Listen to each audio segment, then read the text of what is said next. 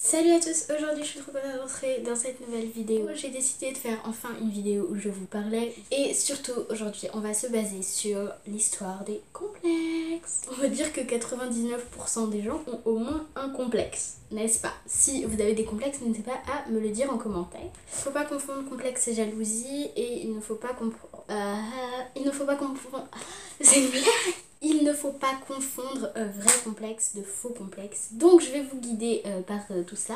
Et je vais vous aider à ne plus avoir de complexe ou à dépasser vos complexes ou à accepter vos défauts. Moi ça fait longtemps que j'ai accepté tous mes défauts. Je sais que voilà, je ne suis pas parfaite et j'ai plus de complexe parce que voilà, encore une fois, je sais que je ne suis pas parfaite et je sais que personne dans ce monde n'est parfait, donc j'ai pas de complexe. Après, je comprends qu'il y ait des personnes qui se disent mais pourquoi moi j'ai ça, pourquoi j'ai plus que les autres et tout.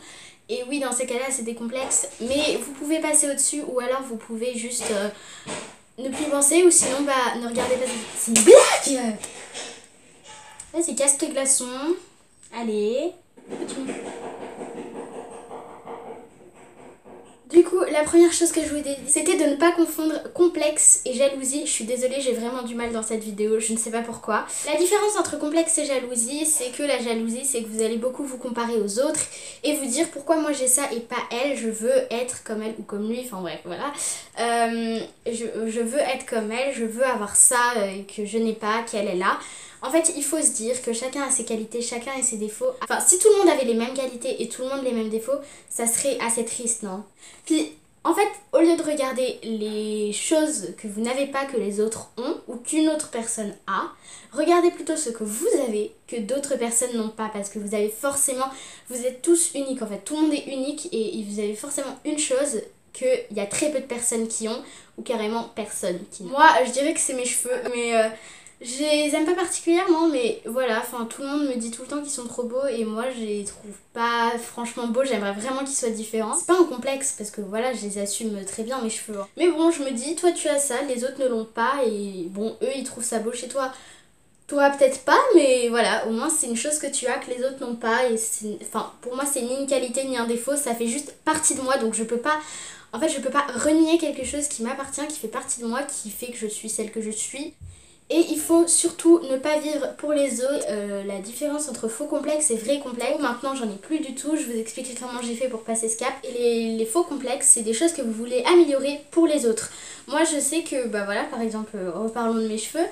Cette année on m'a beaucoup dit, ah tes cheveux ils sont trop beaux, machin et tout. Et moi, voilà, c'est pas parce qu'on m'a dit ça que j'ai trop beau. Après moi c'est dans le sens inversé, mais si on m'avait dit, ouais tes cheveux ils sont trop moches, machin, et que moi j'avais trouvé mes cheveux beaux, véritablement, je vais vous dire honnêtement, j'aurais pas cherché à changer de cheveux.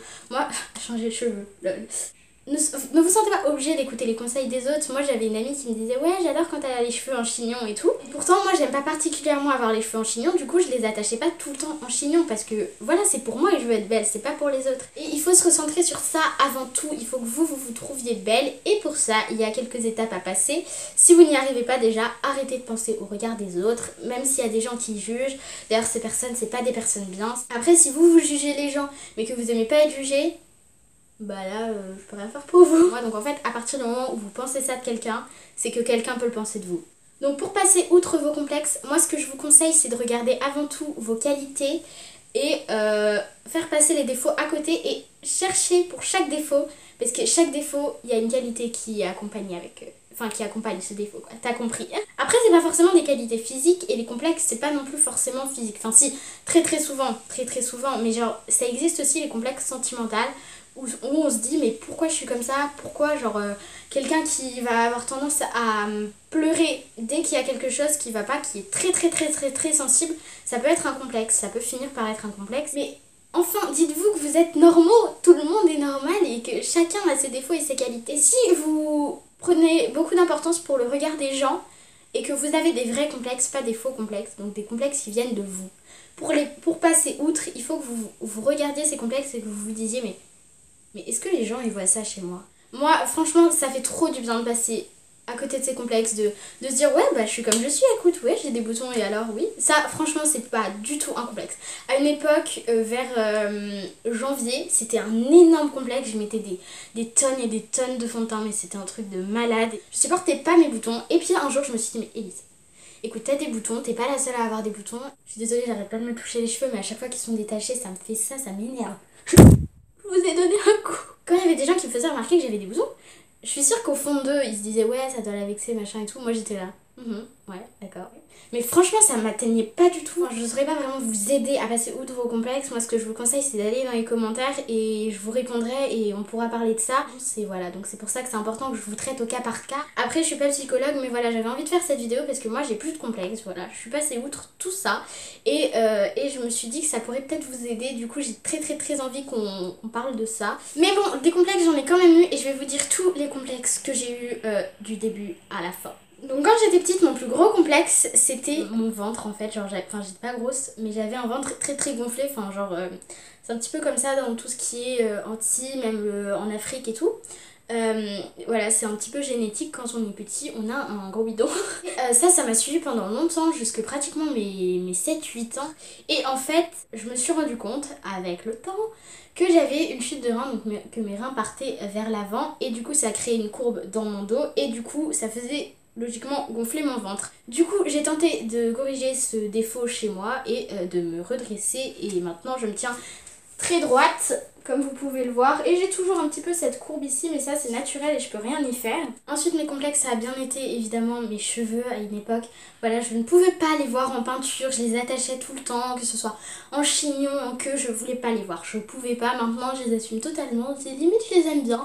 Il y a peut-être pas d'autres cheveux qui m'iraient aussi bien, mais voilà, je suis pas satisfaite forcément de mes cheveux. Ensuite, un autre complexe que j'ai eu, c'était mes yeux. Bah là, ça se voit pas trop parce que je regarde un tout petit objectif. Mais quand je regarde des gens, quand je suis dans la rue et tout, j'ai des yeux vraiment énormes. Je suis née comme ça et ça fait partie de moi. Aussi étonnamment que cela puisse paraître, j'ai jamais complexé sur mes dents. Pourtant, je peux vous dire qu'à une époque, mes dents, c'était une... Mes deux dents de devant, elles étaient comme ça. Genre, j'avais une dent qui passait carrément devant l'autre. Et heureusement que j'ai cet appareil dentaire. D'ailleurs, j'ai hâte de l'enlever. Je l'enlève fin août. J'ai trop hâte. Mais je me suis dit, mais t'aurais fait le collège avec tes dents?